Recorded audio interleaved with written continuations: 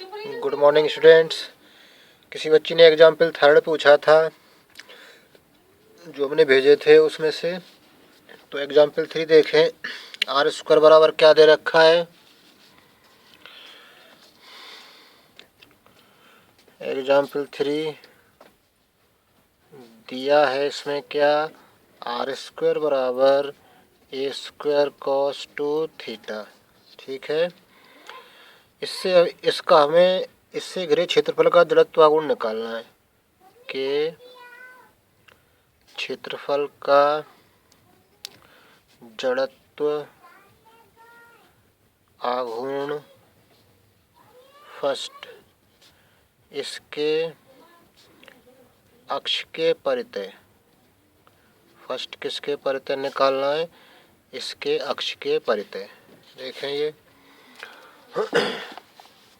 Example third. Are square बराबर ये दे रखा है, शीघ्र क्षेत्रफल का जड़त्व आघूर्ण ज्ञात कीजिए किसके परितः, अक्ष के परितः।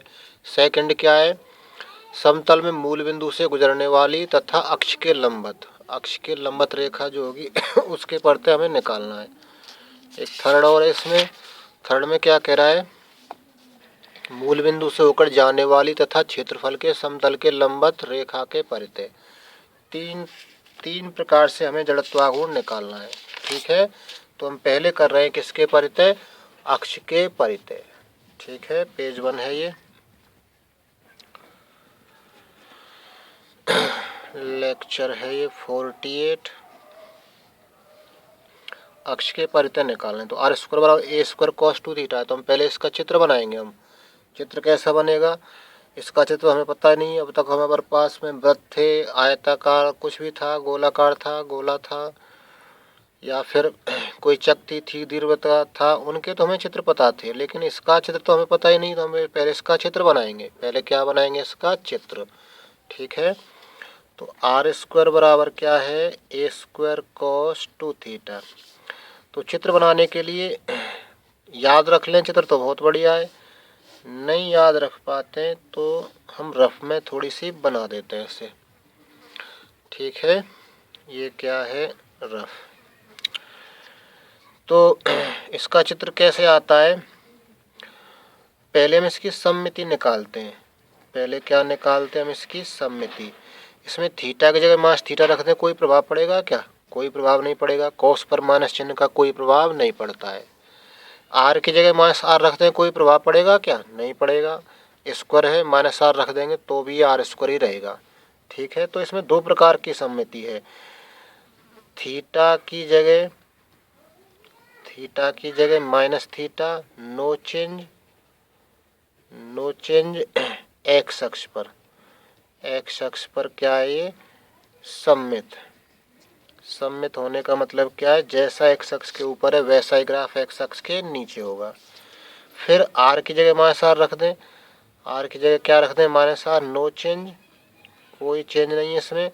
तो फिर ये ध्रुव पर सममित होता है। ध्रुव पर सममित होने का मतलब क्या है, मूल बिंदु पर सममित है।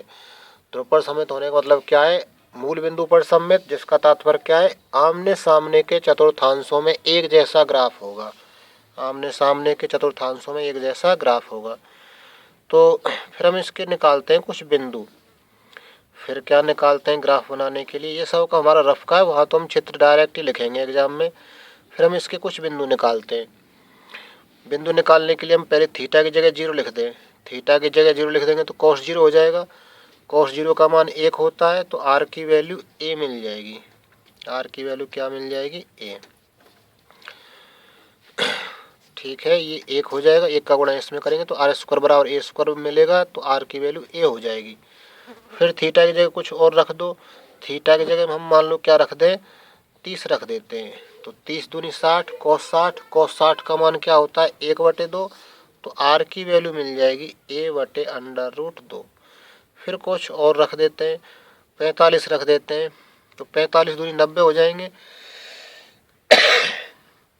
90 cos 90 का मान क्या हो जाएगा, 0। तो आर का मान भी क्या हो जाएगा, 0।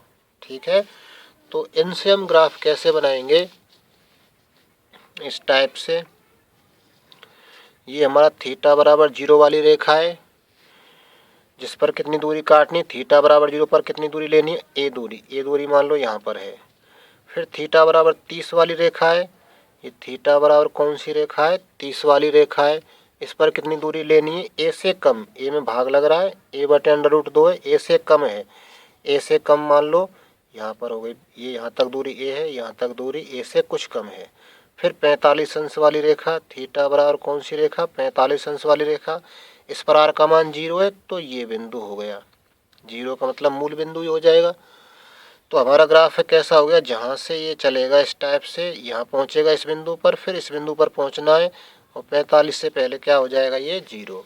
ठीक है, तो जैसा ग्राफ ऊपर है वैसा ही ग्राफ नीचे बनेगा, एक्स अक्ष पर सममित है। जैसा इस चतुर्थांश में वैसा ही इस चतुर्थांश में बनेगा, क्योंकि कहाँ पर सममित है, ये ध्रुव पर सममित है। तो आमने सामने, ये आमने सामने के चतुर्थांश कहलाते हैं। फर्स्ट के सामने थर्ड होता है, सेकंड के सामने फोर्थ होता है। तो आमने सामने के चतुर्थांश में क्या रहेगा, ये सममित। तो जैसा यहाँ पर है वैसा ही इसके सामने यहाँ पर होगा। जैसा क्या है, ये यहाँ पर है वैसा ही कहाँ बनेगा, यहाँ पर बन जाएगा। तो ऐसा ग्राफ बनेगा इसका। ठीक है, तो ग्राफ की बात कर लेते हैं। हम ग्राफ में थोड़ा बड़ा बनाएंगे जिससे कि हमारी छोटी काट क्लियर दिखे। तो ये कोई हमारा क्या है, एक्स अक्ष वाई अक्ष है। तो हमारा ग्राफ थोड़ा इस टाइप का है, ऐसे थोड़ा बड़ा बना लें जिससे कि हमें जो छोटी काट बनाएंगे उसको खींचने में आसानी रहे। ठीक है, तो हमने ये ग्राफ बना लिया। यहाँ पर थीटा बराबर 0 है, और इस जगह पर थीटा का मान क्या है बताओ, इस जगह पर थीटा का मान 45 है। देखो थीटा बराबर क्या है, यहाँ पर थीटा बराबर 45। ठीक है, तो ये 45 वाली रेखा, यानी कि थीटा की लिमिट हमारी इस केवल इतने वाले भाग के लिए 0 से लेकर 45 हो गई। ठीक है, फिर हमने क्या किया, इसके एरिया में एक छोटी सी काट ले ली, एक छोटी सी काट ले ली, इसका नाम क्या है, PQRS। ठीक है, मान लो ये छोटी काट केंद्र पर कितना कोण बना रही है, तुमको पता होगा। अब तो केंद्र पर मान लो कितना कोण बनाती है, डेल्टा थीटा। ठीक है, और इससे प्रारंभिक रेखा, इसको प्रारंभिक रेखा भी कहते हैं, इससे कितना कोण है, थीटा। ठीक है, ये जो होगा वो इसका अक्ष कहलाएगा। ये क्या कहलाएगा, इसका अक्ष। ठीक है, ये क्या है, इसका अक्ष। जो एक्स अक्ष है वो इसका अक्ष कहलाएगा। इसके लंबवत ये कहलाएगा वाई अक्ष। ठीक है, तो इसकी बात तो हम सेकेंड डेरिवेशन में कहेंगे। पहले डेरिवेशन में क्या पूछ रहा है वो, इसके अक्ष के परितः, अक्ष के परितः पूछ रहा है। तो ये हमारा एक्स अक्ष है, तो ये हमारी कौन सी रेखा हो गई, परितः रेखा हो गई।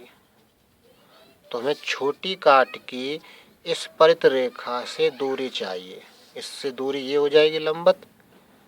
तो ये दूरी कितनी हो जाएगी बताओ, इस दूरी को हमें मानना पड़ेगा। ये दूरी मान लो r है, तो ये दूरी भी क्या रहेगी, r रहेगी। तो ये दूरी क्या निकल के आएगी, r sin थीटा। ठीक है, क्योंकि लंब में आ रही है ये दूरी, तो क्या निकल के आएगी, r sin थीटा। तो एक्स अक्ष से यानी कि इसके अक्ष से यानी कि परितः रेखा से दूरी क्या मिल गई, r sin थीटा, किसकी, छोटी काट की। तो दूरी मिल गई, हम द्रव्यमान और निकालेंगे इसका। ठीक है, तो दूरी तो हमें पता चल गई कि भाई r sin थीटा है। जो हम द्रव्यमान गुणा दूरी स्क्वायर करते हैं उसमें दूरी तो प्राप्त हो गई r sin थीटा। ठीक है, अब देखना ये जो हमारे पास में r है, तो इसकी जो चौड़ाई है वो मान ली हमने कितनी है, डेल्टा r। ये कितनी है, डेल्टा r, यहाँ से लेकर यहाँ तक, P से लेकर Q तक। ठीक है, तो ये कितनी हो जाएगी बता सकते हैं, ये कितनी हो जाएगी, ये डेल्टा थीटा कोण में ये चाप सा लग रहा है हमें, ये चाप है। तो चाप बराबर क्या होता है, कोण गुणा त्रिज्या, कोण गुणा त्रिज्या। तो ये हो गया हमारा r डेल्टा थीटा। क्या हो गया, r डेल्टा थीटा। ठीक है, तो ये r डेल्टा थीटा हो गया हमारा। अब हम क्या करेंगे, हम पहले इसका एरिया निकालेंगे। इसका एरिया, जैसे और कोई आकृति, मानक आकृति होती थी, उनका एरिया हमें डायरेक्ट पता था। जैसे गोला होता है या फिर कोई वृत्ताकार प्लेट है, उसका एरिया हमें डायरेक्ट पता है। गोले का 4/3 पाई r क्यूब होता है, और यदि कोई वृत्त है तो उसका क्षेत्रफल पाई आर स्क्वायर होता है। अब इनका तो पता ही नहीं हमको कि भाई क्या होते हैं, वृत्त भी नहीं है ये क्या इस टाइप से लूप है, 2 लूप हैं इस टाइप से। तो हम इस पहले इसका एरिया ही निकालेंगे, पहले इस पूरे का क्या निकालेंगे, एरिया, जिसमें द्रव्यमान छिपा हुआ है। द्रव्यमान इसके एरिया में, वही द्रव्यमान जो होगा वो इसके एरिया में, इस भाग में, एरिया में। ठीक है, तो हम पहले क्या निकालेंगे, इसका एरिया निकालेंगे। तो एरिया इस पूरे का कैसे निकालें, हम इस पहले छोटी काट का एरिया निकालेंगे। छोटी काट का क्षेत्रफल क्या हो जाएगा, छोटी काट का क्षेत्रफल क्या हो जाएगा, लंबाई गुणा चौड़ाई, लंबाई are delta theta into delta are. ठीक है, ये क्या हो गई, छोटी काट का क्षेत्रफल हो गया। अब पूरे का क्षेत्रफल क्या होगा, पूरे के लिए हम समाकलन करेंगे। अब देखना, ऐसे हिस्से हमारे पास में थीटा बराबर 0 से लेकर 45 तक, ऐसे हिस्से 4 है, एक ये हो गया, 2 3 4, 4 हिस्से हैं। तो हमारा पूरा क्षेत्रफल क्या हो जाएगा, पूरा क्षेत्रफल बराबर 4, और इसका कर देंगे हम समाकलन, कितनी बार करना पड़ेगा, are delta theta delta R. ये छोटी काट का क्षेत्रफल है, पूरे का क्षेत्रफल निकालने के लिए समाकलन कर देंगे। इसमें 4 का गुणा करेंगे क्योंकि हमारे पास में ये क्षेत्रफल एक भाग का आएगा। तो डेल्टा थीटा पहले आ रहा, तो इसमें थीटा की लिमिट 0 से लेकर π/4 यानी 45 π/4। ठीक है, आर की लिमिट क्या होगी, आर की लिमिट 0, यहाँ पर 0 है, यहाँ से लेकर वक्र तक। वक्र पर आर का मान क्या होगा, वक्र पर आर का मान हमें इस समीकरण से मिलेगा। वक्र पर आर का मान, ये जो वक्र बनाया हमने, जो वक्र बनाया इस समीकरण से तो बनाया, ये इधर जो हमने लिया था इस समीकरण से आया था, वो हमारे पास में जो ये समीकरण है आर स्क्वायर बराबर ए स्क्वायर कॉस 2 थीटा। तो वक्र पर आर का मान क्या हो जाएगा, आर का मान अंडर रूट से निकालेंगे, इसको हटाएंगे, रूट में आएगा, तो A under root cos 2 theta. तो इस वक्र पर आर का मान यहाँ से लेकर यहाँ तक है, आर ऐसे है इस टाइप से, तो यहाँ से स्टार्ट है आर, और खत्म कहाँ पर होगा, बढ़ते जाएगा, यहाँ पर दी पर खत्म होगा। इस जगह पर आर का मान क्या होगा, इस समीकरण से मिलेगा, आर समीकरण क्या मिल जाएगा, A under root cos 2 theta. ठीक है, तो आर की लिमिट हो गई हमारी 0 से लेकर A under root cos 2 theta. इसको यदि हम सॉल्व कर लें तो ये पूरा एरिया आ जाएगा, क्योंकि हमने 4 का गुणा भी करा रखा है। ठीक है, तो इसका समाकलन करते हैं, तो क्या आएगी इसकी वैल्यू, 4 0 से π/4, पहले किसके सापेक्ष करेंगे, आर के सापेक्ष, आर स्क्वायर बटे 2, आर की लिमिट लगा देते हैं 0 से A under root cos 2 theta, और आर के सापेक्ष हो चुका आर का, आर स्क्वायर बटे 2, और ये डेल्टा थीटा उसको डी थीटा लिख लेते हैं। ठीक है, तो इसका समाकलन और करें अभी, तो इसकी वैल्यू क्या आ जाएगी, 4 0 से π/4, इसमें आर की लिमिट रखते हैं, ये 2 तो कांस्टेंट है, बाहर आ जाएगा, आर की जगह 0 रखने का कोई फ़ायदा नहीं, अपर लिमिट रख दें, उसका वर्ग और है, तो ये हो जाएगा ए स्क्वायर कॉस 2 थीटा और डी थीटा। ठीक है, ऐसा हो जाएगा ये आर स्क्वायर, यानी कि अपर लिमिट रख दें, उसका वर्ग ए स्क्वायर कॉस 2 थीटा।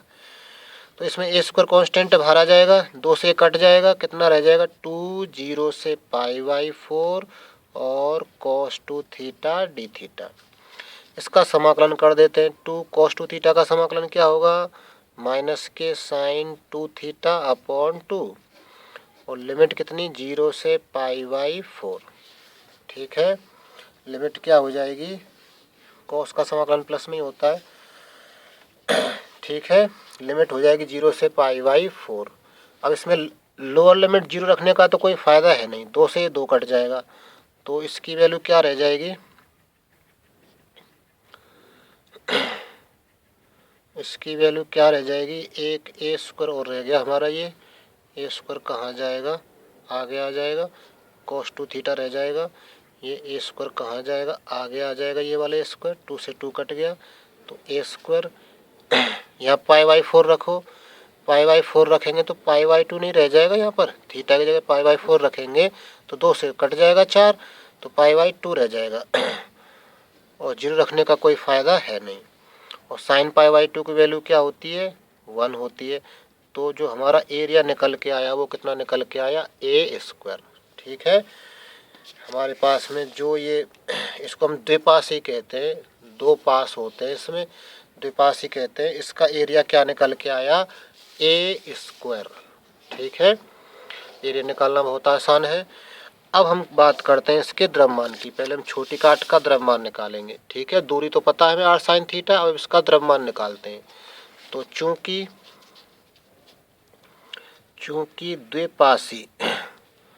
द्विपाशी के क्षेत्रफल निकाल चुके हैं, कितना निकला है, ए स्क्वायर का द्रव्यमान बराबर कैपिटल एम। इसलिए क्या होगा, इसलिए एकांक क्षेत्रफल का द्रव्यमान क्या हो जाएगा, एम बटे ए स्क्वायर नीचे आ जाएगा, वही तरीका अपना पुराना। ये एकांक आ गया। अब हम छोटी काट के क्षेत्रफल का निकालेंगे। छोटी काट का क्षेत्रफल देखो क्या है, डेल्टा आर और आर डेल्टा थीटा, लंबाई गुणा चौड़ाई कर लेंगे, are delta theta into delta are. तो इसलिए छोटी काट के क्षेत्रफल, छोटी काट का क्षेत्रफल लिख लेते हैं, ब्रैकेट में क्या आएगा, are delta theta into delta are का द्रव्यमान। इसका द्रव्यमान क्या हो जाएगा, जो एकांक वाला आता है उसमें इसका गुणा करवा देंगे, are delta theta into delta are. तो ये हमारा द्रव्यमान आ गया किसका, छोटी काट का। अब हम छोटी काट का क्या निकालेंगे, जड़त्व आघूर्ण। अब छोटी काट का जड़त्व आघूर्ण क्या होगा, द्रव्यमान गुणा दूरी का स्क्वायर। द्रव्यमान देखो क्या है, द्रव्यमान ये रहा, दूरी क्या है बताओ, दूरी ये रही हमारी आर साइन थीटा, यहाँ लिख देते हैं, दूरी बराबर क्या है हमारी, आर साइन थीटा। दूरी कहाँ से, ये अक्ष से दूरी आर साइन थीटा। ठीक है, तो हम यहाँ रख रहे हैं द्रव्यमान गुणा दूरी स्क्वायर। तो अगले पेज में देखते हैं क्या मिलता है।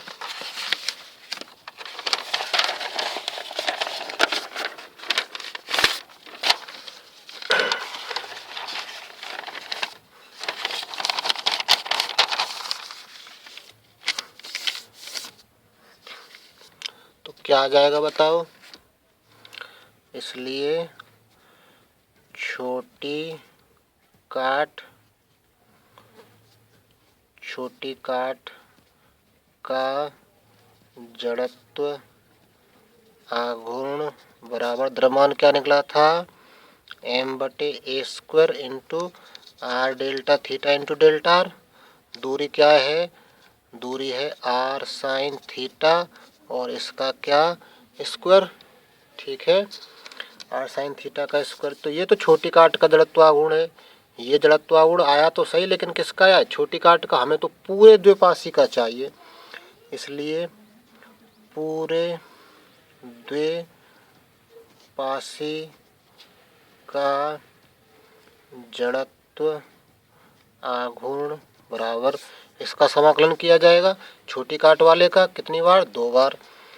डबल इंटीग्रेशन एम बटे ए स्क्वायर, आर जैसे एक तैसे, डेल्टा थीटा और डेल्टा आर क्या हो जाएंगे, ये D theta into D R. R sine theta का वर्ग क्या हो जाएगा, आर स्क्वायर और साइन स्क्वायर थीटा।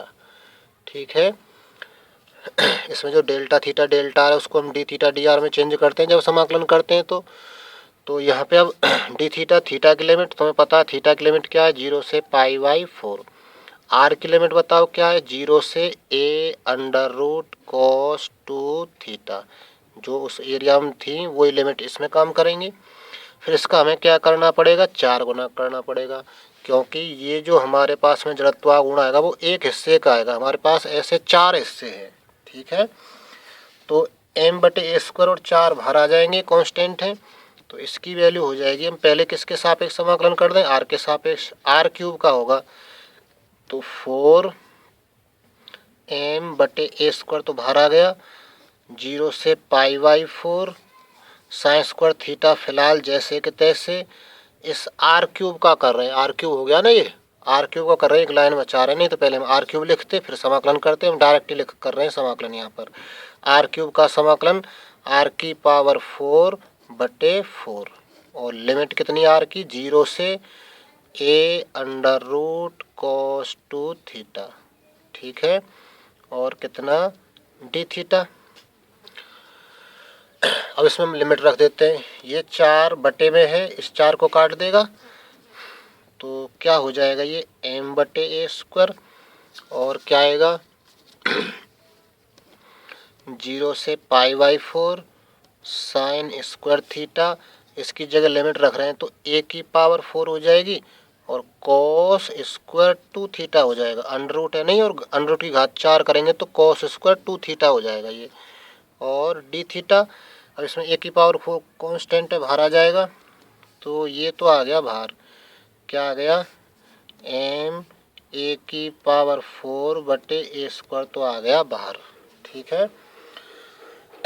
अब क्या करेंगे, इसका समाकलन करने के लिए, इसका समाकलन करना है हमें थीटा के सापेक्ष। तो बताओ कैसे किया जाए इसका समाकलन। ये जो हमारे पास में साइन स्क्वायर दिए तो टू थीटा में है, इसको भी हम 2 थीटा में बना लेते हैं। कैसे, 0 से π/4 साइन स्क्वायर थीटा की वैल्यू क्या होगी 2 थीटा के पदों में, 1 - cos 2 थीटा/2, ठीक है। और ये cos स्क्वायर 2 थीटा जैसे कि तैसे और डी थीटा, ठीक है। साइन स्क्वायर थीटा की वैल्यू रख दी, ये 2 बाहर आ जाएगा तो यहाँ a स्क्वायर से कट जाएगा, ये m/a² रह गया, 0 से π/4, इस cos स्क्वायर थीटा 2 थीटा को अंदर भेज देते हैं तो ये हो गया cos square 2 theta minus cos cube 2 theta हो गया और डी थीटा, ठीक है। अब हम क्या करें, इस 2 थीटा को t मान लेते हैं। ऐसा क्यों करें, ये जो लिमिट है 0 से π/2 में चेंज हो जाएगी, माना 2 थीटा बराबर t, तो इसका मतलब क्या हो जाएगा 2 थीटा का अवकलन डी थीटा, टी का अवकलन क्या हो जाएगा डी टी। और थीटा की जगह 0 लिखेंगे तो टी का मान 0 आएगा, थीटा की जगह π/4 लिखेंगे तो π/4 रखेंगे तो π/2 नहीं हो जाएगा टी का मान, तो लिमिट हो जाएगी हमारी m²/2, 0 से π/2 हो जाएगी लिमिट। थीटा की जगह 45 रखेंगे तो 45 दूनी 90, 90 का मतलब π/2, ये π/4 का मतलब 45 होता है, ठीक है। और cos square T minus cos cube T और dt/2, डी थीटा का मान रख दिया, 2 नीचे चला जाएगा, ठीक है। तो ये 2 कहाँ जाएगा, यहाँ पर आ जाएगा, तो क्या रह जाएगी इसकी वैल्यू, ये 2 यहाँ आ जाएगा तो ये रह जाएगा बराबर कितना m/a²/4 और इसका समाकलन कर देते हैं अब गामा सूत्र से, ठीक है। अब देखना इसमें साइन नहीं है तो दोनों का गामा सूत्र से होगा, गामा सूत्र और लिख देते हैं, हम बहुत बार लिख चुके हैं उसे। 0 से π/2 साइन की पावर m थीटा कोस की power n theta D theta हो तो इसकी वैल्यू होती है क्या m+1/2 gamma n+1/2 upon 2 gamma m+n+2/2। ये गामा सूत्र बहुत इम्पोर्टेंट है, बहुत बार आता है ये, इसका उपयोग ज़्यादातर है। तो गामा सूत्र का उपयोग कर रहे हैं तो m का मान 0 है क्योंकि इसमें साइन नहीं है, इसमें अलग लगाएंगे गामा सूत्र, इसमें अलग लगाएंगे, 2 समाकलन है हमारे पास। तो बताओ क्या आएगा, ये आएगा गामा 1/2, m की वैल्यू 0 तो 1/2 रह गया, n की वैल्यू 2 रख रहे हैं तो गामा 3/2 अपॉन 2 गामा क्या आएगा m+n+2 यानी कि 2 और m है ही नहीं तो ये रह गया कितना 0 + 2 + 2 यानी कि 4/2, डायरेक्ट हम 2 लिख देते हैं, ठीक है। देखना m की जगह यहाँ 0 लिखेंगे, n की जगह 2 लिखेंगे और +2/2 गामा इसकी वैल्यू क्या रह जाएगी गामा 2, 2 और 2 4, 2 का भाग लगा दे तो 2 रह जाएगा, ठीक है। इसमें लगाएं गामा सूत्र, गामा कितना 1/2, ठीक है। और क्या आएगा इनटू कितना गामा 3 + 1 4, 3 + 1 4 और अपॉन 2 2 रह जाएगा। नीचे 2 गामा क्या आएगा, गामा 5/2 रह जाएगा ये। ठीक है, यदि हम इसमें m की जगह 0 लिख दें और n की जगह 3 लिख दें तो 3 और 2 5, 0 तो छोड़ दें, 3 और 2 5/2। ठीक है, इसको थोड़ा सरल कर लेते हैं। तो m²/4 और गामा 1/2 की वैल्यू √π होती है। गामा 3/2 की वैल्यू क्या होती है, 1/2 और √π बटे नीचे 2 है ये। गामा 2 की वैल्यू 1 होती है, माइनस गामा 1/2 की वैल्यू क्या होती है, √π। गामा 2 की वैल्यू 1, नीचे 2 है ये। गामा 5/2 की वैल्यू क्या होगी, 3/2 इंटू 1/2 और √π। जैसे ही 1/2 आए तैसे √π आ जाता है, जैसे 1/2 आए वैसे √π।